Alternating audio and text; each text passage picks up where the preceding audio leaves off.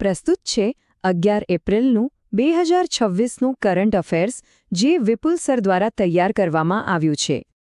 ચાલો તો શરૂઆત કરીએ આજના પહેલા સવાલથી. પ્રશ્ન છે કે સિક્કિમ રાજ્યમાં ભારે વરસાદ અને ભૂસ્ખલનને કારણે જે પ્રવાસીઓ ફસાઈ ગયા હતા, એમને બચાવવા માટે ભારતીય સેનાએ કયું ઓપરેશન હાથ ધર્યું હતું? ઓપ્શન્સ છે: એ. ઓપરેશન ગંગા, બી. ઓપરેશન સંકલ્પ, સી. ઓપરેશન હિમસેતુ અને ડી. ઓપરેશન સદ્ભાવ. અને આનો સાચો જવાબ છે સી. ઓપરેશન હિમસેતુ.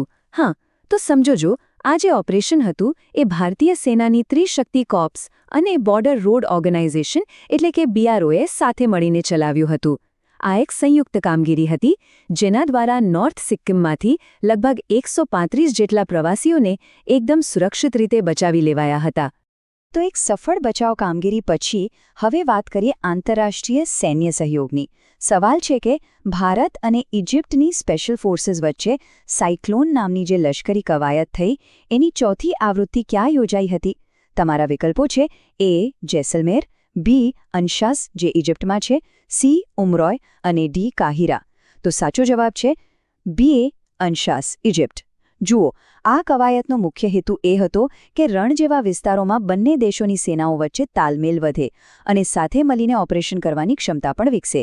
આનાથી બંને દેશોના સંરક્ષણ સંબંધો વધારે મજબૂત બને છે.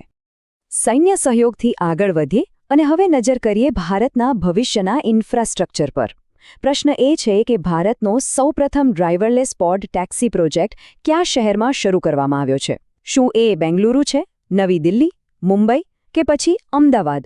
અને સાચો જવાબ છે સી. મુંબઈ. આ એક ખૂબ જ મોટો અને મહત્વાકાંક્ષી પ્રોજેક્ટ છે. મુંબઈનું જે બાંદ્રા કુર્લા કોમ્પ્લેક્સ છે, ત્યાં ટ્રાફિકની સમસ્યા ઓછી કરવા માટે આ પ્રોજેક્ટ શરૂ કરાયો છે. લગભગ 108 કરોડના ખર્ચે બનેલો આ 8.85 કિલોમીટર લાંબો કોરિડોર છે, જેમાં 22 સ્ટેશન હશે અને ટેક્સી 40 કિલોમીટર પ્રતિ કલાકની ઝડપે ચાલશે. ઇન્ફ્રાસ્ટ્રક્ચરની સાથે સાથે પર્યાવરણની કાળજી પણ એટલી જ જરૂરી છે, ખરું ને? તો એના પરથી જ આપણો આગળનો સવાલ છે. રાષ્ટ્રીય ધોરીમાર્ગો પર ઔષધીય છોડ વાવવા માટે national highway authority of India એટલે કે NHAIએ કઈ પહેલ શરૂ કરી છે? વિકલ્પો છે: એ.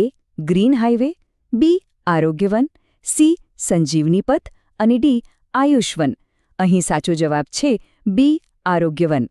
આ પ્રોજેક્ટ કેન્દ્રીય મંત્રી નીતિન ગડકરીજીએ શરૂ કર્યો છે, જે અંતર્ગત હાઇવેની આજુબાજુ જે ખાલી જમીન હોય ત્યાં ઔષધીય અને આયુર્વેદિક છોડ ઉગાડવામાં આવશે.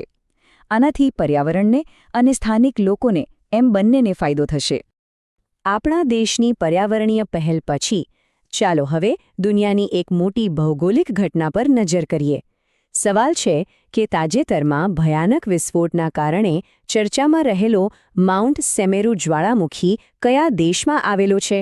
ઓપ્શન્સ છે: A. Japan, B. Italy, C. Indonesia કે ડી. ફિલિપિન્સ. અને સાચો જવાબ છે સી. ઇન્ડોનેશિયા. આ જ્વાળામુખી ઇન્ડોનેશિયાના જાવા ટાપુ પર છે અને એમાંથી એટલો બધો ધુમાડો નીકળ્યો કે જે લગભગ 1000 મીટર ઊંચે સુધી ગયો હતો. આના કારણે સરકારે લેવલ 3નું એલર્ટ જાહેર કરવું પડ્યું અને આસપાસનો 5 કિલોમીટરનો વિસ્તાર ખાલી કરાવવો પડ્યો હતો. જ્વાળામુખી જેવી કુદરતી ઘટનાઓ આપણને પર્યાવરણ અને ક્લાઇમેટ ચેન્જની ગંભીરતા યાદ અપાવે છે. અને આ જ વિષય પરનો આપણો આગળનો સવાલ છે: ભારતે વર્ષ 2028માં યોજાનાર કયા ક્લાઇમેટ ચેન્જ સંમેલનની યજમાની કરવાનો જે પ્રસ્તાવ હતો તે પાછો ખેંચી લીધો છે? વિકલ્પો છે: એ. COP30, બી. COP31, C. COP32 કે પછી ડી. COP33. તો સાચો જવાબ છે ડી. COP33. તમને જણાવી દઉં કે ભારતે અગાઉ આ પ્રતિષ્ઠિત UN ક્લાઇમેટ સંમેલનની યજમાની કરવાની ઈચ્છા બતાવી હતી, પણ હવે કોઈ કારણોસર આ પ્રસ્તાવ પાછો ખેંચી લેવામાં આવ્યો છે. વૈશ્વિક પર્યાવરણીય ચર્ચાઓથી હવે આપણે ભારતીય બિઝનેસ જગતની એક શાનદાર સિદ્ધિ તરફ જઈએ. પ્રશ્ન છે કે 1 લાખ કરોડ રૂપિયા એટલે કે 1 ટ્રિલિયનનું ટર્નઓવર પાર કરનારી ભારતની પહેલી FMCG કંપની કઈ બની છે? વિકલ્પો છે: A. Parle, B. Britannia, C. Amul કે ડી. ITC. અને સાચો જવાબ છે આપણા સૌની ગમતી સી. અમૂલ. નાણાકીય વર્ષ 2023-24માં 11% ગ્રોથ સાથે અમૂલે આ ઐતિહાસિક આંકડો પાર કર્યો છે. અને એ પણ જાણીને ગર્વ થશે કે આજે અમૂલના ઉત્પાદનો દુનિયાના 50થી પણ વધુ દેશોમાં મળે છે. ભારતની એક કંપનીની આટલી મોટી સફળતા પછી હવે જોઈએ બે દેશો વચ્ચેના આર્થિક સહયોગની વાત.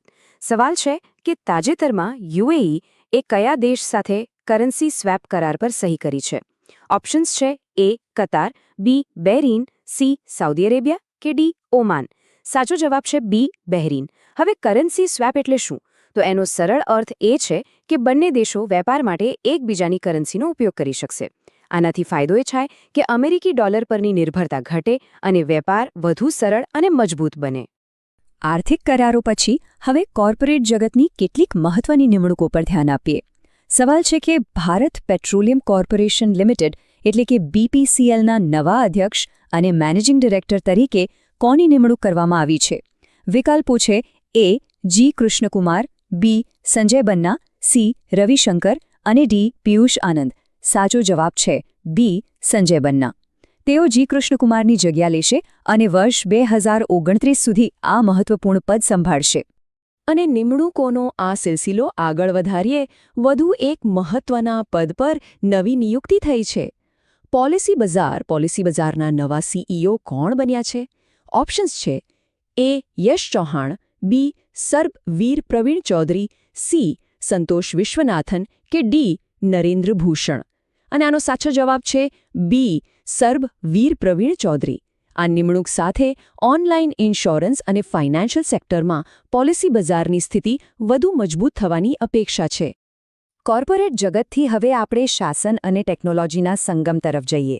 પ્રશ્ન છે કે ડ્રગ્સના કેસોનો સામનો કરવા માટે કયા રાજ્યની પોલીસે નારીટ AI નામનું આર્ટિફિશિયલ ઇન્ટેલિજન્સ ટૂલ લોન્ચ કર્યું છે? વિકલ્પો છે એ મહારાષ્ટ્ર, બી પંજાબ, સી ગુજરાત અને ડી રાજસ્થાન. અને અહીં સાચો જવાબ છે સી ગુજરાત. આ એક ખૂબ જ એડવાન્સ્ડ AI ટૂલ છે જે ડ્રગ્સના ગેરકાયદેસર નેટવર્કને શોધવા અને એની હેરાફેરી રોકવા માટે ડેટા એનાલિસિસ કરશે. ગુનાખોરી સામેની લડાઈમાં એક મોટું અને સ્માર્ટ પગલું છે. ટેકનોલોજી શાસનને વધુ અસરકારક બનાવે છે તો કેટલીક પહેલ તેને વધુ માનવીય અને સમાવેશી પણ બનાવે છે. એના પરથી જ આપણો આગળનો સવાલ છે, ભારતમાં પહેલીવાર કઈ પ્રાદેશિક પાસપોર્ટ ઓફિસમાં દ્રષ્ટિહીન અને મૂકબધિર લોકો માટે બ્રેઇલ લિપિ અને સાંકેતિક ભાષાની સેવાઓ શરૂ કરવામાં આવી છે?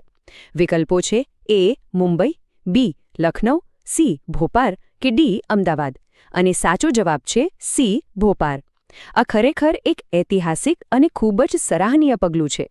આનાથી દિવ્યાંગ નાગરિકો માટે પાસપોર્ટ મેળવવાની પ્રક્રિયા ઘણી જ સરળ અને સુલભ બનશે. શાસનમાં સમાવેશિતાની વાત પછી ચાલો હવે રમતગમતના મેદાન પર જઈએ, જ્યાં એક નવો વિશ્વ વિક્રમ બન્યો છે. સવાલ છે કે T20 આંતરરાષ્ટ્રીય ક્રિકેટમાં એક જ ઇનિંગમાં 9 વિકેટ લેનારી વિશ્વની પ્રથમ મહિલા ખેલાડી કોણ બની છે? ઓપ્શન્સ એ સ્મૃતિ મંધાના, બી દિયા કાર્સલે, સી એલિસા હિલી કે ડી મેગ લેનિંગ. અને આનો સાચો જવાબ છે બી દિયા કાર્સલે. ભૂતાનની ખેલાડી દિયા કાર્સલેએ આ અદ્ભુત પ્રદર્શન કરીને એક નવો વર્લ્ડ રેકોર્ડ પોતાના નામે કર્યો છે. એક તરફ ક્રિકેટમાં નવો રેકોર્ડ બન્યો તો બીજી તરફ ક્રિકેટ જગતે એક દિગ્ગજ ખેલાડીને ગુમાવ્યા પણ છે. સવાલ છે કે તાજેતરમાં 93 વર્ષની વયે જેમનું અવસાન થયું એ CD ગોપીનાથ કયા ક્ષેત્ર સાથે સંકળાયેલા હતા? વિકલ્પો છે એ રાજકારણ, બી સિનેમા, સી રમતગમત ક્રિકેટ કે ડી પત્રકારત્વ. સાચો જવાબ છે સી રમતગમત ક્રિકેટ.